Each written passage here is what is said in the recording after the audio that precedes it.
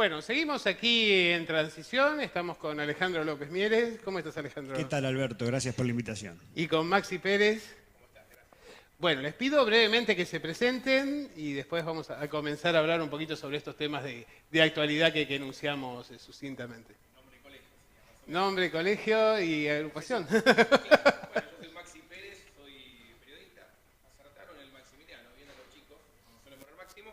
Me dedico fundamentalmente a política bonaerense, en realidad trabajo en medios de la provincia, en algún portal, en algún canal de TV y demás, radio, pero básicamente hace 10 años, un poquito más, que hago periodismo en la provincia de Buenos Aires, dedicado fundamentalmente a la política, y de ahí puedo llegar quizá a hacer alguna puerta.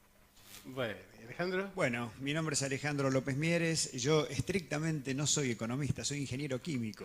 Recibido en la UBA, pero la vida me fue llevando por distintos caminos y bueno, me dedico a los temas económicos, específicamente financieros. Soy miembro del Instituto de Pensamiento y Políticas Públicas y ex director de la AFJP estatal durante muchos años. Bueno, muy bien. Ya saben, si precisan dinero, ¿dónde tienen que ir a buscarlo? Bueno, Maxi, empecemos por la evaluación de la selección. Mira, primero hago una evaluación numérica, que quizás no es mi área, es la del colega, pero me voy a meter. Vos decías, hacías un repaso por los números, ¿no? De cómo habían quedado las elecciones, la merma de los votos de Cristina. Yo en realidad, para empezar el análisis, quiero primero espejarlos en los del 2013, que son en realidad la elección la cual hay que compararla, donde Cambiemos no existía, el PRO no tuvo expresión bonaerense, y ahí empezamos a desentrañar un poco el misterio. Porque a mí me parece que no hay cambios respecto a la elección de 2013 con lo que pasó en la provincia de Buenos Aires. La proyección nacional es otra, se las dejo para la evaluación posterior. Yo hablo de lo que conozco. Massa ganó con el 43%, al candidato del Frente para la Victoria entonces, que era Martín Insaurralde, que sacó unos 34 puntos, 32, 33, no importa, pero más o menos lo que sacó Cristina Fernández de Kirchner en esta oportunidad. Si uno me dirá, bueno, pero no se puede hacer el cálculo directo, quedémonos con los porcentuales. A ese 43% de Sergio Massa hay que sumarle, no se puede hacer linealmente, pero punto más, punto menos, los 4 o 5 de Margarita Stolbizer, ¿sí?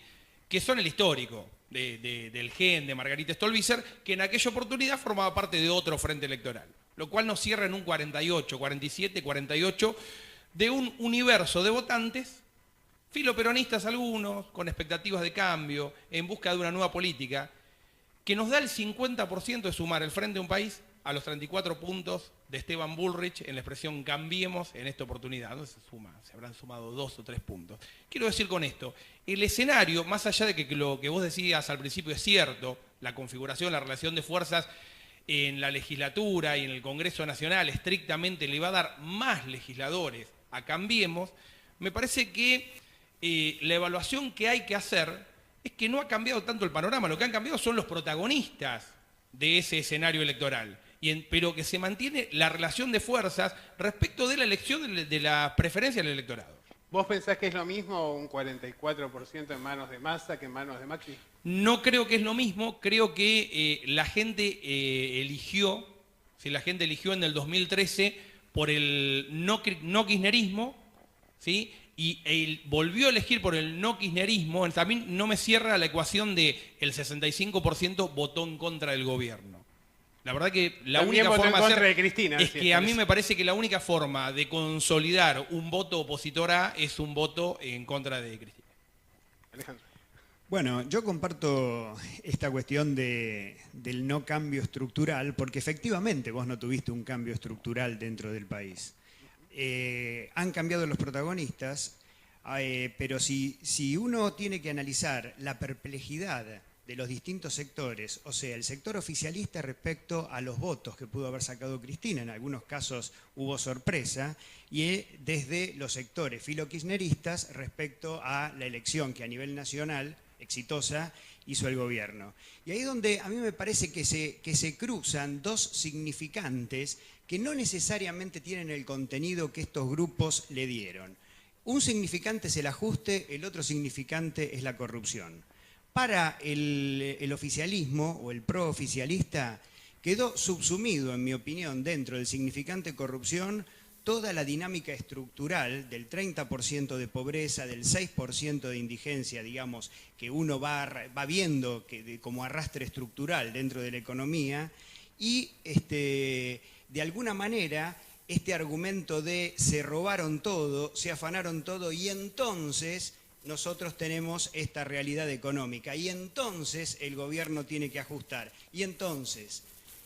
Pero eso es una percepción errónea. De la misma forma, para todo, digamos, el filokirchnerismo y algún sector del peronismo también, era enfrentarse con el gobierno ajustador.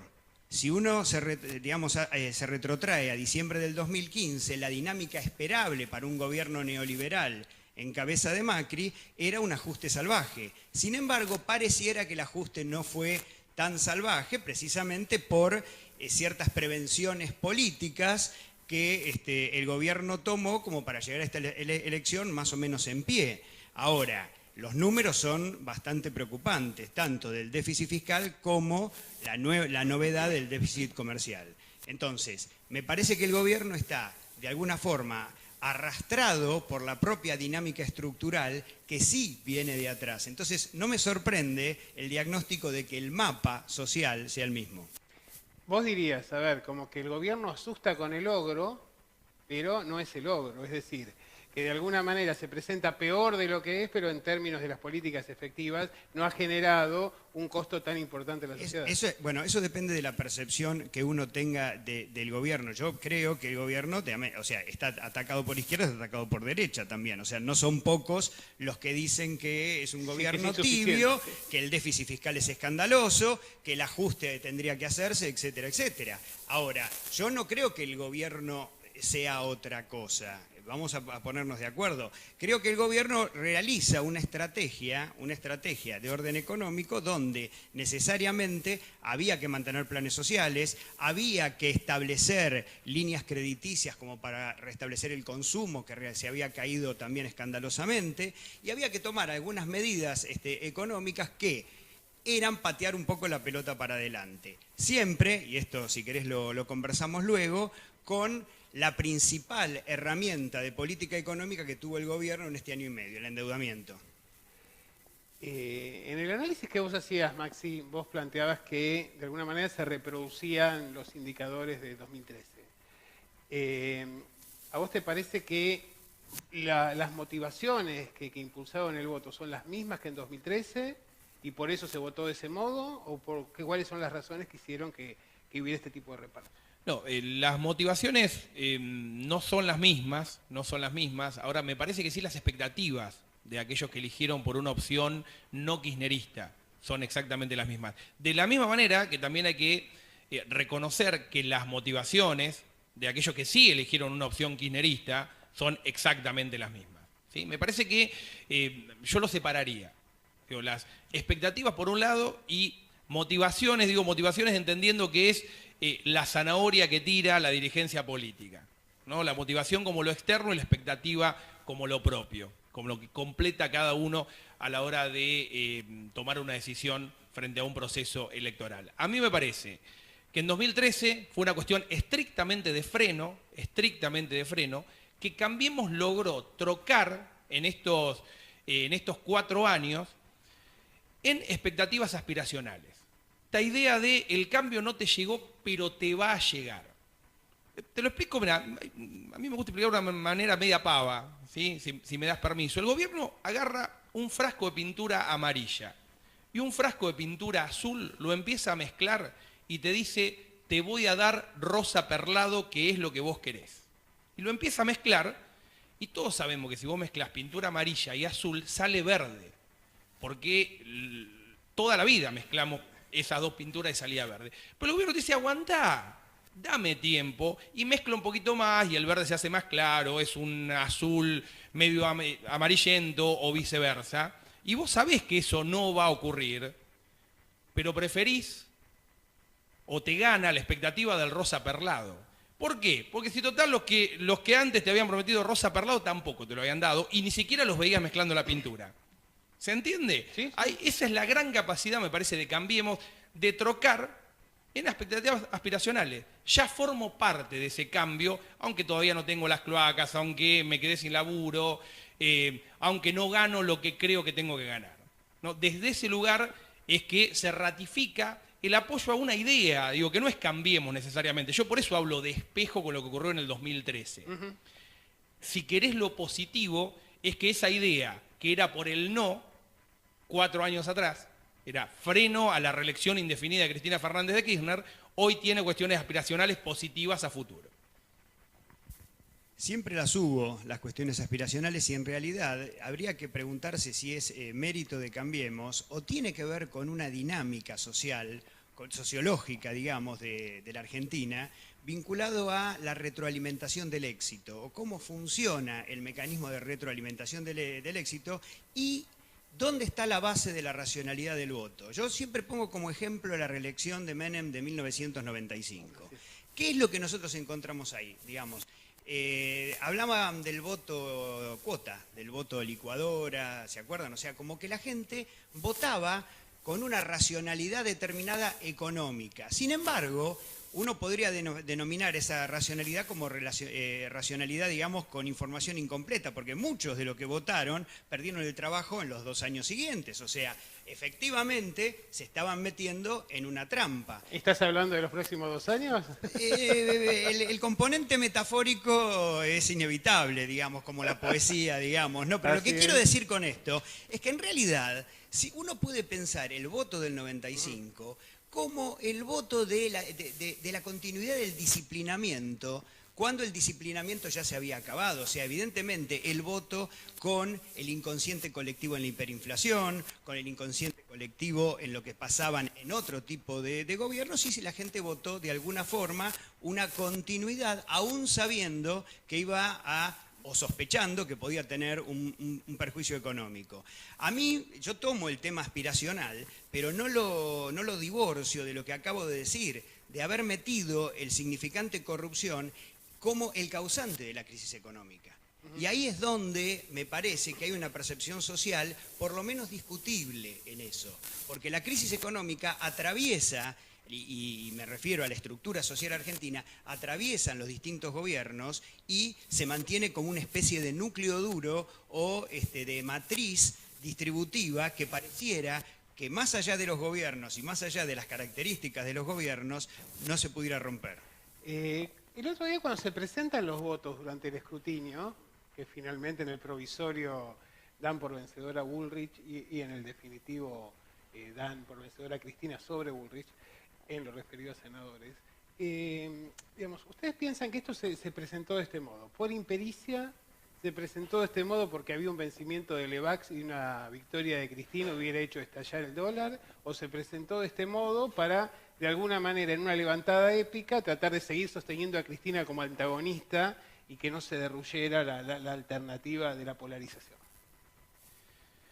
A ver, yo estoy por la información que tengo, por el trabajo el breve trabajo de investigación, tampoco que me costó tanto, digo, revisar, bajar 300 actas de escrutinio, del escrutinio provisorio, los telegramas, en realidad, digo, no puedo evitar ir por el lado de por lo menos la manipulación informativa. Es decir, claramente yo no atravesé ninguna elección en mi vida, y me tocó cubrir muchas, por suerte, en la cual se haya sistematizado de esa forma la omisión del mismo dato en tantos telegramas, ¿sí? En tantos telegramas. Yo no encuentro argumento para sostener la cuestión de que llegó primero la carga porque eso ocurrió siempre. Ocurrió siempre. Recordemos a Julio Alac saliendo junto con Alejandro Tulio a las 12 de la noche en el 2015 diciendo no, vamos a esperar porque si no vamos a dar una información distorsionada. Porque si daban la información en ese momento, Mauricio Macri sacaba 8 puntos más, 7 puntos más que Daniel Scioli. No lo mismo que ocurrió ahora. La diferencia es que el gobierno, a sabiendas de esta cuestión, nada, lo difundió más rápidamente. ¿Estás de acuerdo con lo que decía Massa, que se maneja del mismo modo, lo diferente son los sanguchitos? Pero claramente, pero hay un caso para explicarlo esto, que es emblemático. Hay una dirigente de la provincia de Buenos Aires que cobró protagonismo gracias a este proceso de carga de datos, que es Margarita Stolbizer. candidata a gobernadora en el 2003, creo, no sé, ayúdenme, no importa. Digo, comienza la carga de datos del interior, Margarita Stolbizer medía, no sé, 78.000 puntos. Y después fue bajando y se quedó con los 9 o 8 puntos que efectivamente son los que tenía, ¿no? Ahora, la tapa de los diarios del otro día, que cerraban a las 12:30 de la noche, cuando el escrutinio era un poco más lento que ahora, que decían que Margarita Stolbizer había arrasado, no la daban ganadora, pues no había ganado, pero que era la sorpresa. Nos fuimos a dormir con una sorpresa que no fue. Aunque no nos hayamos ido a dormir, te interrumpo brevemente. Me acuerdo de la elección de Pinky. Bueno, la de Pinky, Graciela Fernández Mejide. Graciela, sí, por supuesto, ¿no? Festejo. Bueno, esa elección me tocó cubrirla, ¿no? Del Corregidor en la Ciudad de La Plata, con festejos a medias, nadie se animaba del todo, pero es lo que terminó ocurriendo. Ahora, frente a la omisión de datos sistematizado en los telegramas del escrutinio provisorio, que se resuelve eso en el escrutinio definitivo, pero yo tengo muchas sospechas de que hubo un intento de manipulación. No me animo a decir que fue un plan orquestado por Durán Barba, no llego a tanto. Ahora, estoy casi convencido de que hubo un sector del oficialismo que organizó una manipulación. No te puedo preguntar un contrafáctico, pero ¿qué hubiera pasado? ¿Qué pensás que hubiera pasado con el dólar en alza ante la eventualidad de que el lunes hubiéramos aparecido con Cristina, con esta... Seamos claros, Alberto, para cerrar esto. Si esa noche el escrutinio provisorio se cerraba con un parcial de Cristina ganando por 3 votos, la tapa de los diarios del mundo al otro día era, perdió el gobierno, ganó Cristina Fernández de Kirchner. Así es. Es cierto que la tapa de los diarios hubiera sido esa, pero uno no puede soslayar la dinámica nacional del voto, porque en definitiva pienso que es la medida, vos citaste el tema de las LEVAC que vencían el martes, citaste el tema del dólar, y en realidad vos estás conviviendo con una política profundamente agresiva desde el punto de vista monetario del Banco Central que hubiera neutralizado cualquier amague. De hecho, fíjate que no ocurrió más allá de la paridad, cuando las proyecciones eran 6 o 7 puntos o 4 puntos arriba a Cristina, las previas quiero decir, sí, ¿no? En las encuestas. Más allá de ese circo, la dinámica financiera es otra, más allá de esa manipulación que yo comparto que fue eso y no tuvo una intencionalidad, si querés, macroeconómica, ajá, bajo ningún punto de vista. No lo creo. Creo que sí tuvo que ver con las travesuras típicas que uno ve en esta circunstancia.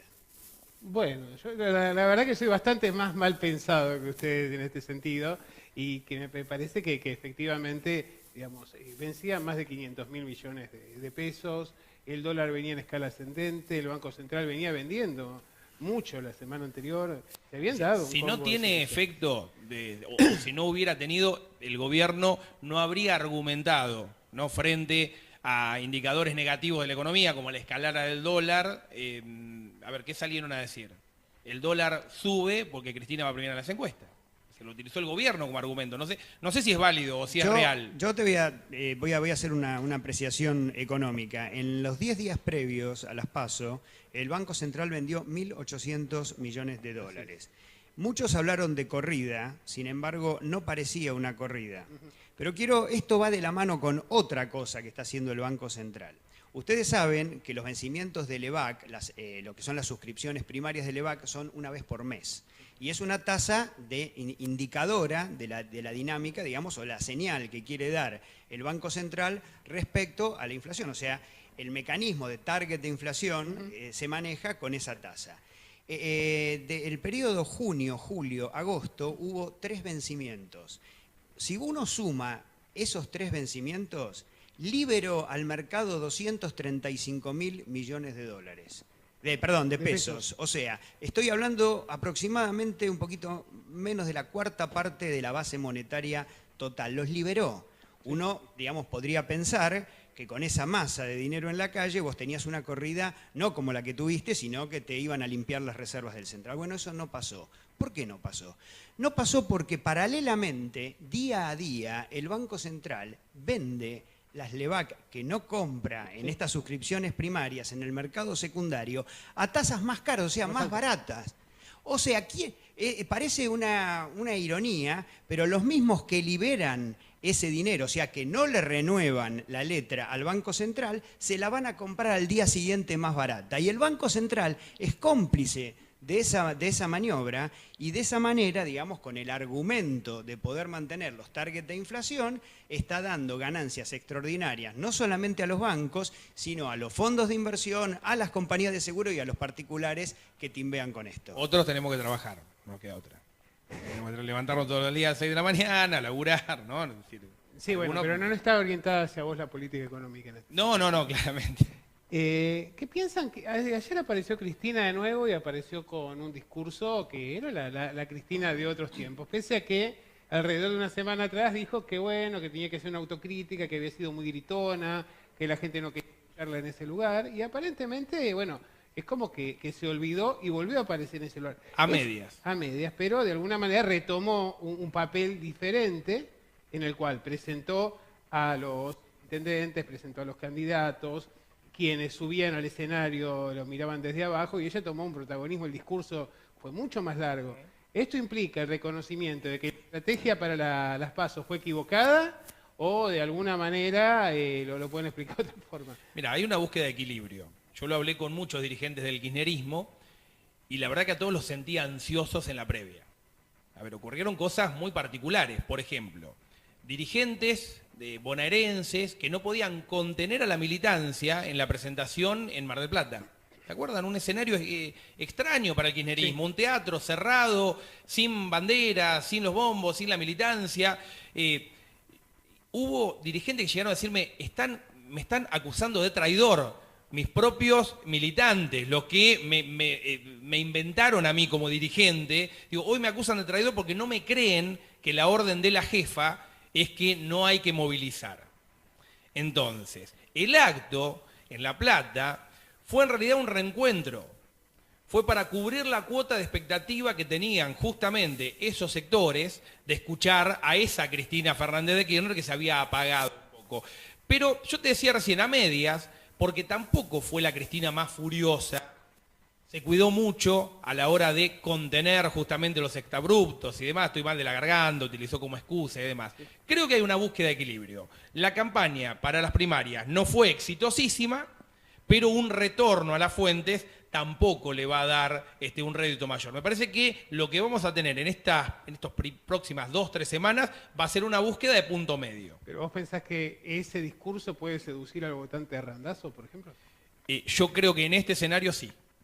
En este escenario, como están hoy las cosas, el discurso de Cristina en La Plata seduce al votante de Randazzo. Y si ese cambio, si es un cambio, tiene que ver con una imagen especular con el gobierno, o sea que como vos sos o te mostrás, es como vos también querés mostrar al gobierno, vos no podés ser Caperucita cuando el otro es el lobo. Sí. Entonces, se contextualiza, el caso de Maldonado, se puede contextualizar otro tipo de problema social como el del día de hoy, que estábamos hablando de barrios de pie, o sea, la posición más virulenta es una forma también de posicionar al otro y decir dónde está el otro. Y por eso yo soy como soy. A mí me llamó la atención que durante toda la campaña, pese a que las listas habían puesto economistas en general en los primeros lugares, la agenda había corrido por otros lugares. Y que a partir de esto la tuvimos a Cristina anunciando e inmediatamente, por ejemplo, la tuvimos a Fernanda Vallejo en el programa Graña, tocando temas exclusivamente económicos. ¿Piensan que vamos a tener una agenda distinta de acá a las elecciones de octubre? No, a mí me parece que vamos a volver a tener esfuerzos de la oposición de instalar la agenda económica. Me parece que el gobierno va a tener diplomas para mostrar en los próximos meses. Ya se empiezan a notar algunos indicadores que, es cierto, no van a generar mejoras inmediatas en el cotidiano de nadie, pero que van a ser innegables. Hay índice de una mejora en la construcción, producto de la obra pública que empieza a derramar lentamente. Por supuesto que la balanza comercial en algunos puntos empieza a equilibrarse. La inflación tiende a bajar. Algunos dirán, bueno, estás matando al enfermo. La inflación baja y lo que está buscando es ese efectismo el gobierno. Con lo cual, me parece que es temerario de parte de la oposición, pero es el terreno donde mejor te van a ir a dar el partido. ¿Tenemos déficit paralelos, parece? Yo no comparto acá con el diagnóstico económico del compañero. Porque, Eso te iba a preguntar. a ver, con posterioridad a las PASO se escribieron muchas cosas en distintos medios vinculado a, dado el éxito de Cambiemos a nivel nacional, ¿es esto el inicio de una nueva hegemonía de la que podríamos denominar una derecha democrática? Bueno, y en todo caso, aún asumiendo que eso fuera así, yo no lo comparto, pero aún asumiendo que eso fuera así, el límite estructural de la inconsistencia, digamos, que tiene la dinámica económica, le va a poner un límite muy, muy, muy duro. En este momento, vos no solamente estás conviviendo con un déficit fiscal y financiero en el orden casi del 8% del PBI, sino que además corres con un déficit de cuenta corriente histórico más o menos del orden de los 15.000 millones de dólares, con la novedad de que este año se proyectan 5.400 millones de dólares de déficit comercial.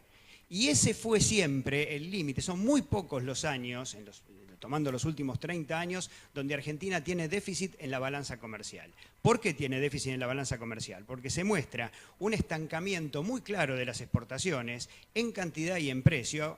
Argentina fundamentalmente exporta bienes primarios, como bien sabemos, y una dinámica que sí tiene que ver con la reactivación económica, la sutil reactivación económica, porque las tasas de crecimiento nos vuelven recién digamos, solamente estos números, digamos, que se conocieron de julio, nos retrotraen al 2015. O sea, como que solamente pudimos recuperar lo que habíamos perdido desde ese momento.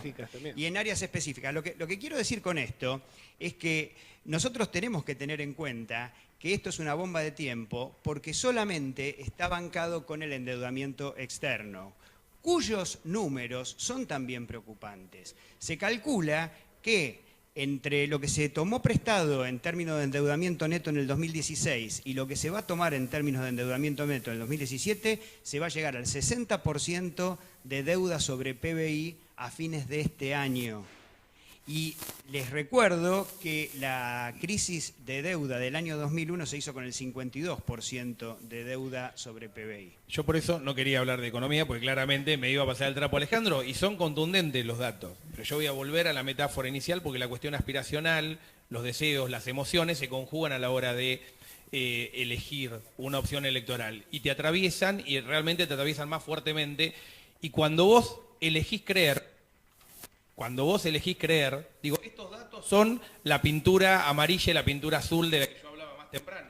Ahora, si vos elegís creer que eso te va a dar rosa perlado, lamentablemente vas a seguir optando por esa promesa de rosa perlado a pesar de la contundencia de estos números. Bueno, se nos acabó el tiempo, la verdad que estuvo muy interesante y seguiríamos hablando largo rato. Los vamos a tratar de comprometer acá a nuestros invitados para que vuelvan después de la elección general y analizar un poco cómo siguió la campaña, cuáles fueron sus ejes, cómo marchó la economía. Vamos a un pequeño corte y seguimos aquí, en Transición.